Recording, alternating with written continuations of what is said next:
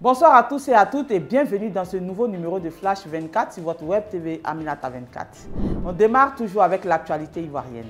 La Côte d'Ivoire a pour objectif d'éradiquer le paludisme d'ici 2030. Pour partager la politique du gouvernement ivoirien en matière de lutte contre cette maladie et pour faire le bilan à cette date de la dite lutte sur l'étendue du territoire national, le Centre d'information CICG a reçu dans sa tribune Tout savoir sur TSS le directeur coordonnateur du programme national de lutte contre le paludisme, M. Dr Antoine Tano. En visite de travail en Allemagne du 17 au 19 avril 2024, le ministre de l'Intérieur et de la Sécurité, le général Vagondo Diomandé, a sollicité l'appui de cette puissance de l'Union européenne dans la modernisation de l'État civil ivoirien et l'instauration du numéro national d'identification NNI, ainsi que pour le renforcement de la sécurité aux frontières ivoiriennes. Vagondo Diomandé a rappelé les progrès réalisés par la Côte d'Ivoire aussi bien au niveau sécuritaire que sur le plan socio-économique. Et il a insisté sur toutes les actions menées en faveur de l'autonomisation de la jeunesse. Le ministre de l'Intérieur et de la Sécurité a informé les autorités allemandes que le nombre de migrants présumés ivoiriens était erroné. En effet, sur les 14 800 personnes ayant débarqué sur les côtes européennes depuis 2014, seulement 20 sont réellement ivoiriens, a affirmé le ministre Diomandé Vagondo. La directrice chargée des questions migratoires et des réfugiés a salué le comportement exemplaire des 10 000 Ivoiriens vivant en Allemagne. Elle a indiqué que conformément à la déclaration de fin des statuts d'exilés politiques par l'ONU, moins de 3% d'Ivoiriens bénéficient d'une assistance humanitaire. L'autorité allemande a relevé la précieuse contribution de l'attaché de sécurité intérieure dont la collaboration facilite la compréhension de la politique migratoire ivoirienne.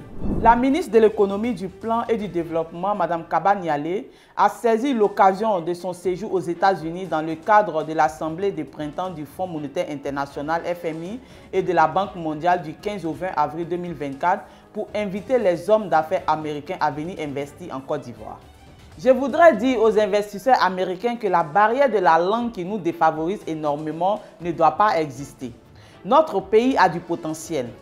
Aujourd'hui, avec la stabilité sociopolitique, la Côte d'Ivoire est la place où il faut investir, a affirmé Kaba Nialé le vendredi 19 avril 2024 à Washington au cours d'une rencontre avec le Centrafrique d'Atlantique Council.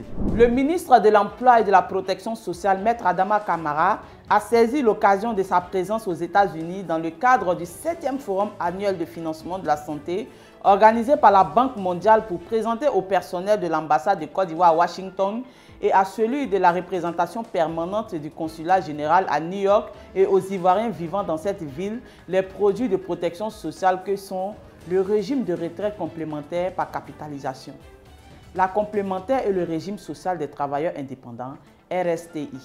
Toujours en Côte d'Ivoire, félicitations aux légendaires du lycée Félix Houphouët-Boigny de Korogo qui ont remporté la FES Lego League Côte d'Ivoire, la compétition de robotique et sciences pour les enfants de Côte d'Ivoire. La finale a eu lieu à Korogo ce samedi 20 avril. Cette équipe de jeunes filles représentera fièrement la Côte d'Ivoire lors de la compétition régionale au Maroc le 11 mai. Bravo à ces lycéennes qui ont brillé par la pertinence de leur projet et le bon pilotage de leurs robots. Toujours en Côte d'Ivoire, l'hommage du district des Savanes au président de la République, son Excellence Alassane Ouattara. Le ministre d'État Téné Brahima a présidé la réunion des cadres du district des Savanes le lundi 22 avril 2024. Ordre du jour. Préparatif du meeting géant d'hommage des populations du district des Savanes à son Excellence Monsieur le Président Alassane Ouattara, président de la République de Côte d'Ivoire, le samedi 18 mai 2024 au stade Amadou Gon Coulibaly de Korogo. Monsieur Issouf Doumbouya-Di Dougou, député maire de Bingerville, m'a fait honneur de me recevoir pour un échange sur la vie de la cité, rencontre encore une fois constructive qui a laissé envisager un avenir meilleur entre le premier magistrat et ses administrés. Signé Aminata 24. Toujours en Côte d'Ivoire, bonne gouvernance. Le directeur général de la police nationale, Youssouf Kouyaté, a honoré son engagement constitutionnel en se rendant au siège de la haute autorité pour la bonne gouvernance pour y effectuer sa déclaration de patrimoine. Il a été accueilli par le président de la HABG, M. Zorobi Balof Epifan. Cette démarche révèle une importance capitale dans le cadre de la lutte contre la corruption et les infractions assimilées. Le directeur général de la police a ainsi accompli les formalités administratives nécessaires et entrant dans le cadre du mécanisme de la déclaration de patrimoine, démontrant ainsi son engagement en faveur de la transparence et de la bonne gouvernance. Cette démarche souligne l'importance accordée à la notion de responsabilité dans la gestion des affaires publiques. En se soumettant volontairement à cette procédure, le directeur général de la police envoie un message fort relativement à l'importance de l'intégrité dans le service public. La déclaration de patrimoine est un acte essentiel dans la construction d'une société plus transparente et plus équitable. Elle renforce la confiance des citoyens envers les institutions et témoigne de l'engagement des responsables publics envers les valeurs démocratiques et de la bonne gouvernance. Café Cacao. Dans le cadre du projet d'appui à la gouvernance de la filière cacao, cofinancé par l'État de Côte d'Ivoire et le Fonds africain de développement, le Conseil du café cacao bénéficie d'un financement en vue de réaliser une étude de marché sur la promotion de la consommation nationale du cacao et ses produits dérivés, prévue sur une période de 3 mois du 1er mars au 31 mai 2024. À cet effet, le cabinet de IMCG est mandaté pour conduire une enquête auprès des ménages et des entreprises dans tous les districts de la Côte d'Ivoire. Producteurs, productrices, organisations de producteurs, entreprises, ménages, le Conseil du café cacao vous invite à réserver un bon accueil aux agents enquêteurs qui sillonnent tous les districts.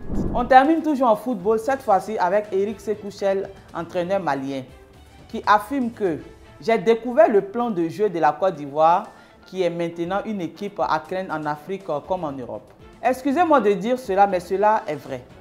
À l'exception du gardien de but ivoirien, tous les autres joueurs jouent leur faux poste, ou je pourrais dire les faux placements sur le terrain qui a un résultat parfait. C'est-à-dire un joueur fait semblant de jouer à son poste, mais en réalité, il occupe autre poste. Je prends le cas de Wilfried Senghor, qui est le latéral droit ivoirien, c'est-à-dire qui joue au poste numéro 2. En réalité, Wilfried Senghor joue le poste du numéro 7 pour faire les centres. Du coup, celui qui joue au poste numéro 7 va aider le numéro 9, ce qui revient à dire la Côte d'Ivoire joue avec 2 9, ce qui pèse sur la défense adverse. Faye MS est un entraîneur de haut niveau. Mais la CAN Maroc 2025, je suis convaincu que nous allons croiser la Côte d'Ivoire. Et je ferai mon effort de battre cette équipe qui est l'un de nos plus grands objectifs. Merci de nous avoir suivis sur Aminata 24 TV. À demain pour un autre flash d'information.